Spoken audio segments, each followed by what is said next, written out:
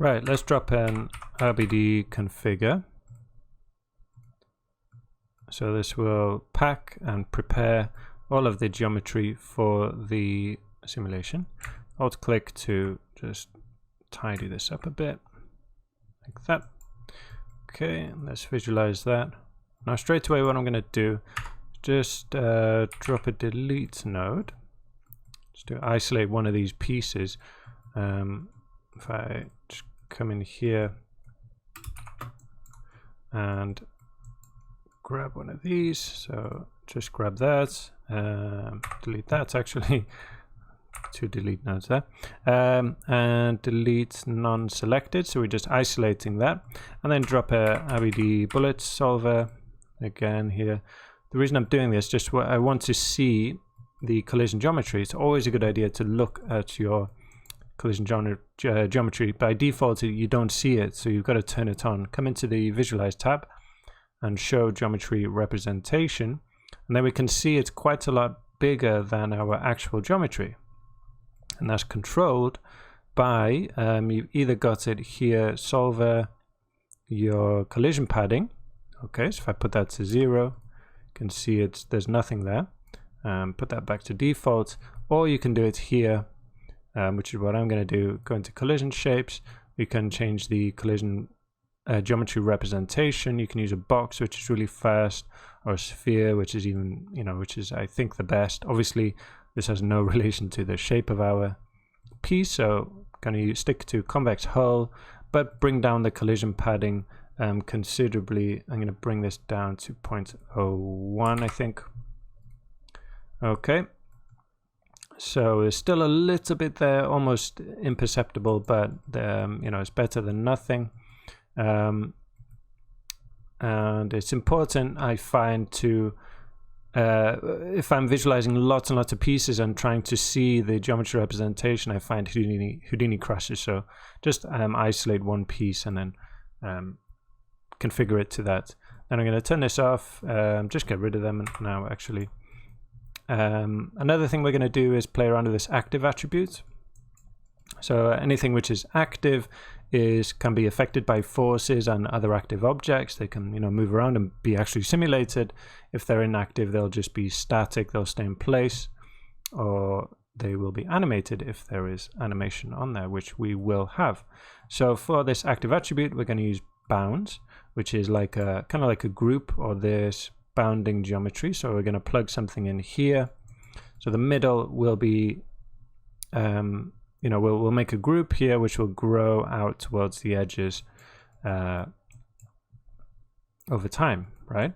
So for that geometry, maybe can we visualize the active group? Oh, didn't like that for some reason.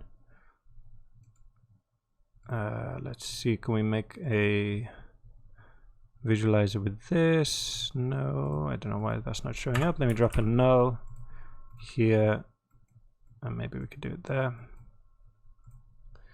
Let's see, we should have an active attribute there. Click on that. Why isn't that working? Tell you what, easy way to do it. Delete. And at active 0. Okay, delete selected, delete, set this to points. Non-selected. Okay, so if I just drop a box in here now, plug it into there, and if this box is way bigger like that, you can see what it's selecting becomes active now. Okay, because anything in the box is active, anything out of the box is not active. Right? So all of these pieces now will have an active attribute of 1 there. Okay, so back to the scene view, and let's make a more interesting shape with this box. Okay, I'm going to template that, view the box, and let's bring it back down to 1 here, and then I'm going to make it 5 by 5 and just move it over a bit. And I'm actually going to make the size in X to be 0, so it starts off with nothing being selected, nothing in the group. Okay, and I'm going to set this to polygon mesh, that way it got some divisions, and because I want to add some noise to these faces, just do this to 100, that should be enough for us. So let's drop a mountain on this. Okay, and you can see we got negative values there, that's why it's going inside out. So turn off center noise, and that means it will be added on top of the current position, so it's just move it, you know, along the normals in the only into positive values. Okay, let's give it a bigger element size, so each piece is bigger. I'm going to change the noise to flow and get rid of the roughness, so I don't want any roughness there. And I'm going to animate the height. Okay, so at the beginning the height is 0, so again selecting nothing on the first frame, and then on frame 75, about there, I'm going to push the height up to 10.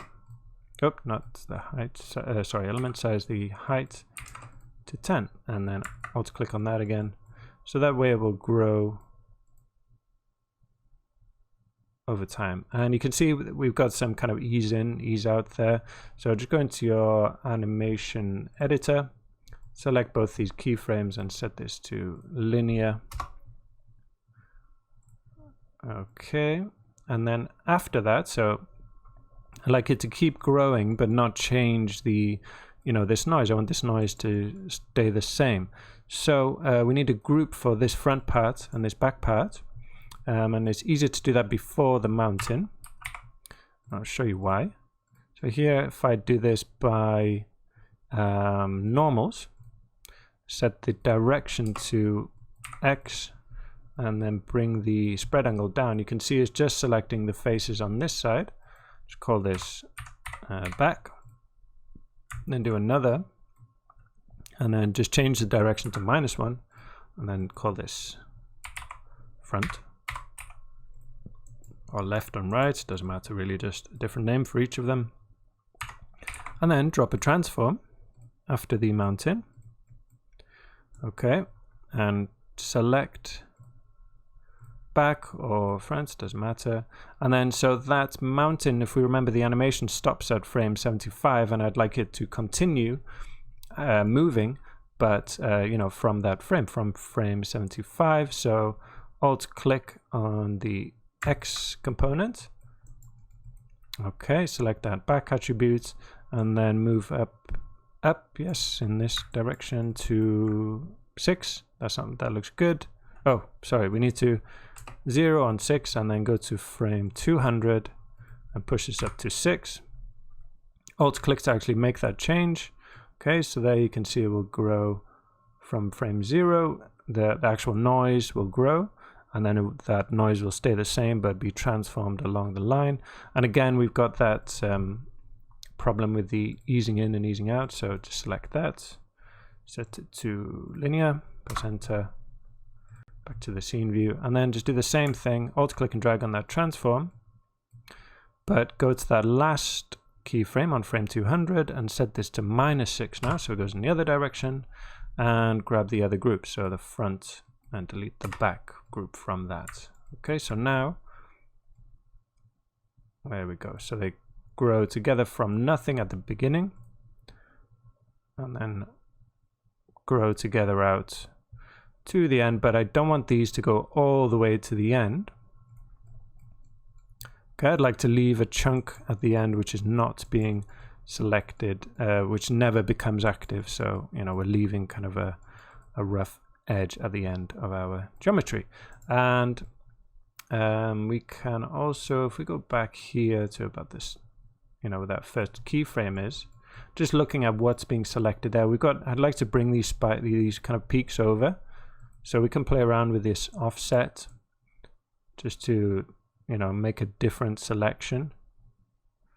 Maybe something like that. There we go, that's good. So there I'm grabbing a big chunk on the edge, and you know, we've got a nice bit of difference between the two. Okay, so you know, the pieces at the front here will become active before these pieces, and they will fall, and they'll give us a more interesting edge to our fracture, right?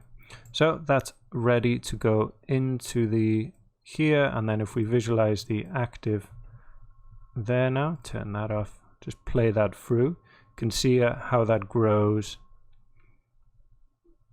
in an interesting way. Okay, so these pieces will be active and will fall. They'll still stay glued to the other pieces, and kind of will have some nice bending, and you know, it will collide with the active attributes, with the inactive pieces also. Okay. Okay, so that's all good and ready to go now.